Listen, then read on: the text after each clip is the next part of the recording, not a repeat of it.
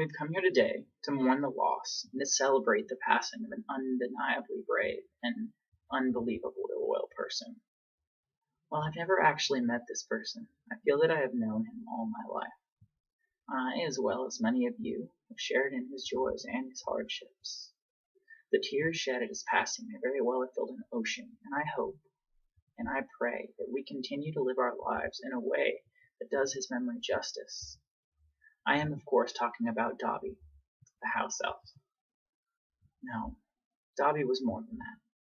Dobby was a free elf, and the loyal compatriot of Harry Potter.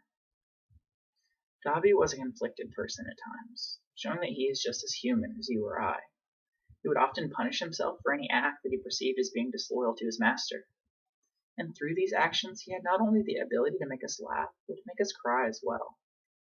Dobby was an amazing friend, and his actions may at times seem misguided, but they were always in the interest of his friends. I still remember that time that he dropped the cake on that woman's head. I don't even remember her name, I just remember the look on her face. And then there was the time that he tried to break Harry's arm with a bludger. Talk about misguided. And not that well thought out either. But we loved him. We really did. I'm not even ashamed to talk about the tears that I shed at his passing. And Dobby was a great elf. He stood inches above his peers. And in his final act he validated what we all had already known, that his courage was without equal. On a cold day in March, to the grief of us all, he put himself in the path of a knife, and he saved Harry Potter's life. And I still feel like I was there. Now, while we may be grief-stricken at his passing, to fully do him justice, I think we should look at the long-lasting contributions he has made for both humanity and for elfkind.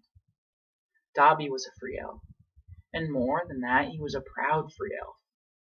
Dobby was a man that single-handedly created a new era for house elves everywhere.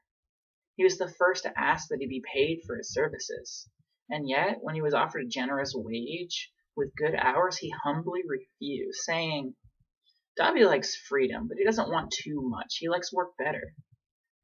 This driven yet humble attitude is the reason he was able to break the self-imposed chains of slavery house elves of the world around were experiencing. And while Dobby was loyal to his friends, he also cared about house elves everywhere, people that he had never and would never meet. This, more than anything else, shows us just the kind of elf Dobby was. And his bravery was not in vain. In the final battle for Hogwarts, the house elves fought, and they fought not on orders, but in Dobby's name. And yet Dobby died without fully realizing the impact his life had on us all.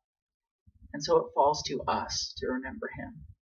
Remember him in his entirety. Remember his struggles and his victories, his pain and his joy. And in doing so, we will do his memory justice.